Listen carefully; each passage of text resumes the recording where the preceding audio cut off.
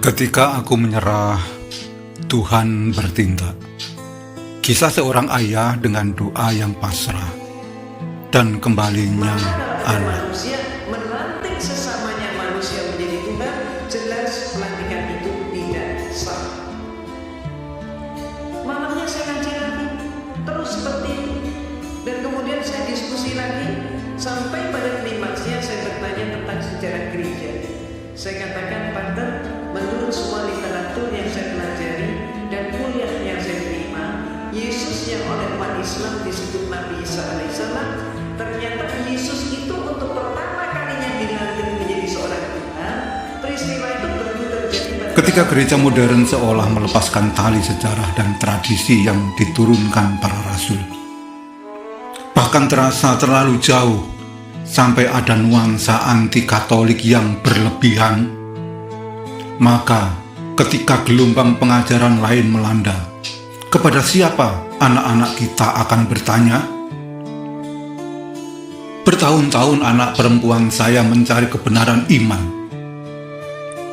Di saat SMA, dia menemukan Irene Handono.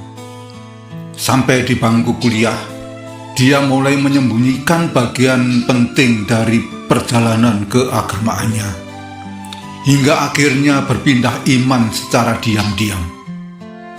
Sampai suatu hari, sang Ustadz IP dan rombongannya datang ke rumah.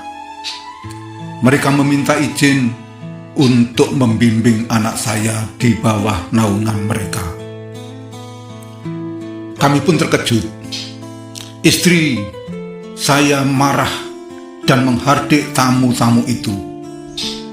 Tapi saya mengambil sikap cepat. Siapapun mereka, selaku tuan rumah, saya harus sopan dan penuh kasih. Dengan lembut, saya katakan, izinkan saya berdialog dengan anak saya terlebih dahulu. Mereka memberi waktu 2 minggu, dengan janji memperlakukan anak saya tanpa penganiayaan. Saya dan istri sepakat tidak berlaku keras. Dialog demi dialog kami lakukan secara intensif.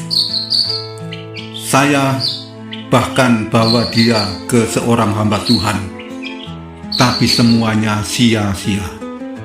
Akhirnya kami menyerah. Rencana matang kami akan menitipkan dia pada Pak Haji D, tetangga yang seperti keluarga, agar kelak dia menjadi seorang muslimah yang nasionalis. Hingga saat itu tiba, saya tiba-tiba menyadari selama ini saya tidak pernah melibatkan Tuhan di dalam urusan sebesar ini. 3 hari sebelum hari Selasa atau hari mereka akan kembali, saya berpuasa sambil tetap menjalankan tugas ke-RT-an saya, mendata ekonomi warga dan memasukkan data ke sistem Pemkot. Pada hari Senin, anak saya bertanya tentang kontradiksi di dalam Alkitab yang dia dengar.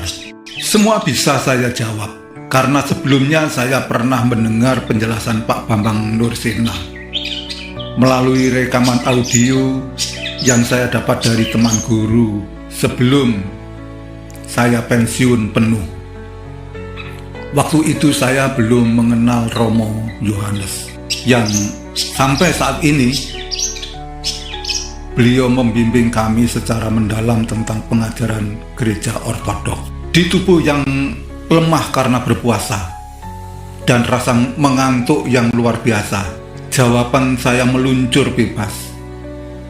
Sejenak saya menikmati kebersamaan sebagai seorang ayah yang berbicara mendalam tentang iman dengan anaknya.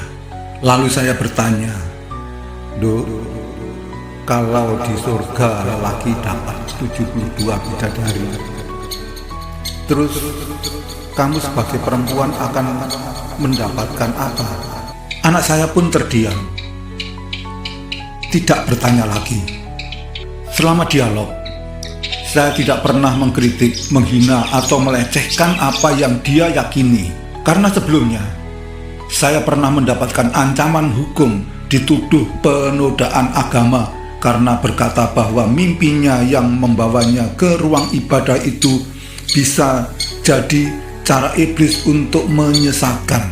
Semua harus diuji, Nduk, kata saya. Dan kalimat itu tersebar di kelompok mereka. Rupanya anak saya melalui WA kepada salah seorang di antara mereka kemudian tersebar dengan kata kunci menyesatkan. Itulah dasar tuduhan yang dialamatkan ke saya.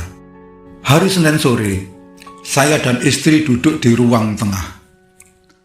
Anak saya seperti biasa pergi cuci muka di kamar mandi atas setelah menggunakan perawatan kulit.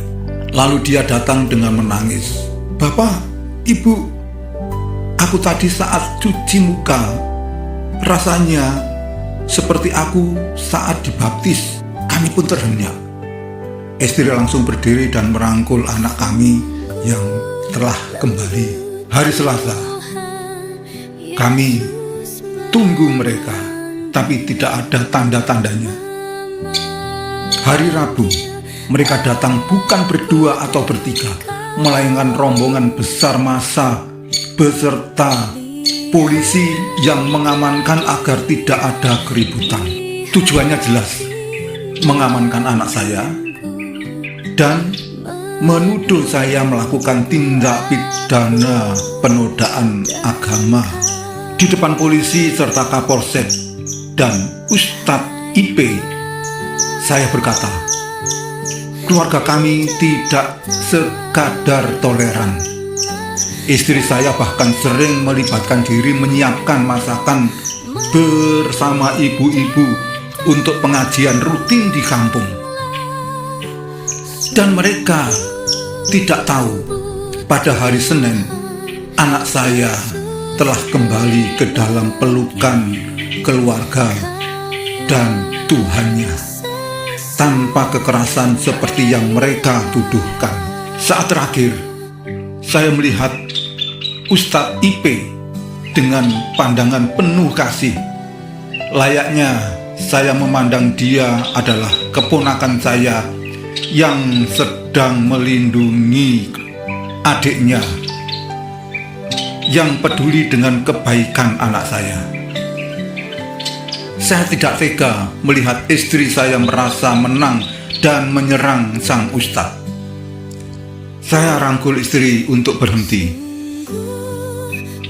meminta maaf atas kata-katanya yang tergesa-gesa. Lalu saya berkata dengan jujur, tanpa pura-pura pada saat itu, sebagai orang tua, saya mengucapkan terima kasih atas upaya Ustadz IP melindungi anak saya dengan kepedulian murni tanpa pamrih. Perjanjian damai pun telah kami tanda tangani. Setelah itu kami foto bersama yang diambil oleh para polisi. Ustadz IP telah menunjukkan sikap sportif dan beliau meminta maaf telah membuat keluarga kami tidak nyaman.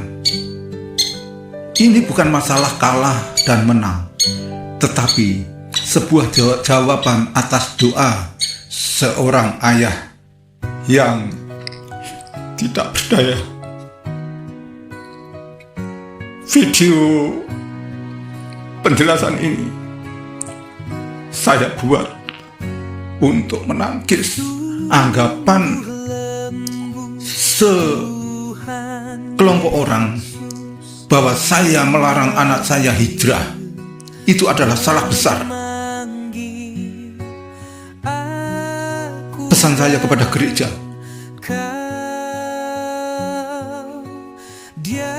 yang pertama, jangan terlalu jauh mengabaikan sejarah dan tradisi yang diturunkan para rasul. Itu adalah akar kita. Yang kedua, jangan takut mengajarkan bapak-bapak gereja. Ini bukan masalah pengajaran Santa, Santo, dan lain-lain seperti yang Anda tuduhkan hanya karena berbau Katolik.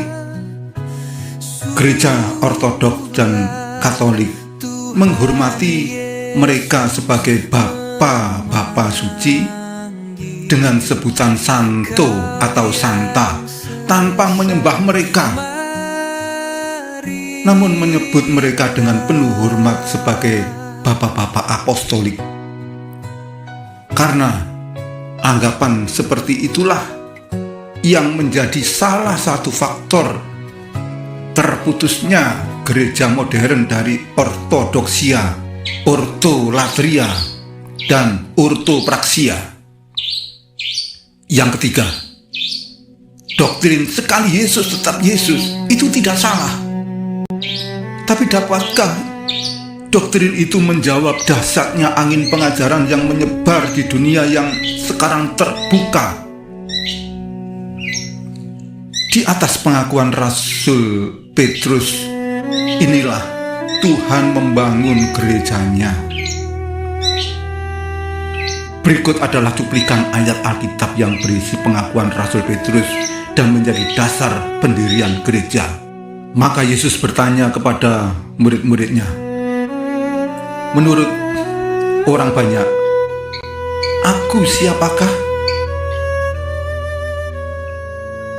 Mereka menjawab, beberapa berkata, "Engkau adalah Yohanes Pembaptis," yang lain berkata, "Engkau adalah Elia," dan yang lain lagi berkata, "Engkau adalah Yeremia atau salah seorang nabi." Kemudian Yesus bertanya kepada mereka, "Kalau begitu, menurut kamu aku siapakah?" Kemudian Simon Petrus menjawab, "Engkau adalah Kristus, Anak Allah yang hidup." Matius 16 ayat 13-16. Kata-kata Yesus yang menjadikan Petrus sebagai dasar gereja. Setelah pengakuan itu, Yesus menyatakan bahwa gereja akan didirikan atas batu karang. Matius 16 ayat 15-19. Petrus dan para rasul yang lain tentunya memiliki murid-murid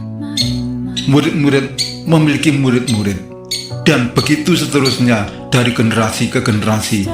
Pengajaran Kristen tidak pernah berubah. Yang berubah adalah pemikiran-pemikiran yang bebas di alam modern.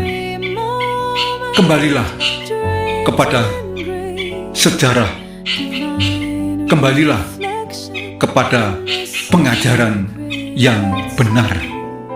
Amin.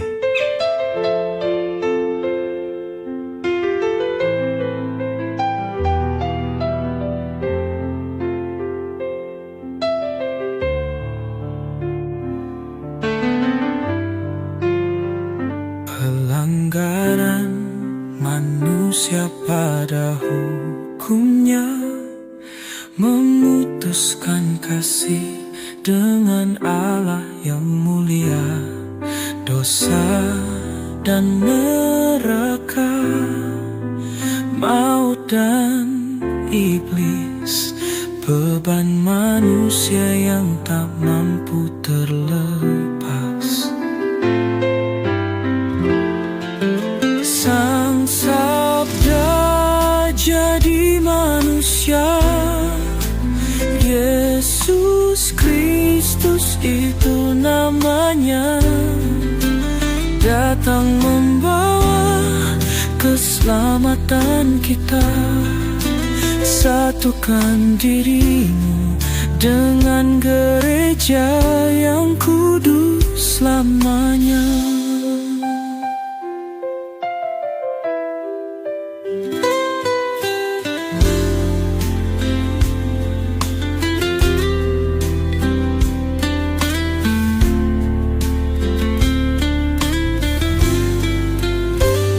Pelanggaran manusia pada hukumnya, memutuskan kasih dengan Allah yang mulia, dosa dan neraka, maut dan iblis, beban manusia yang tak mampu terlepas. Sang Sabda jadi manusia, Yesus Kristus itu namanya,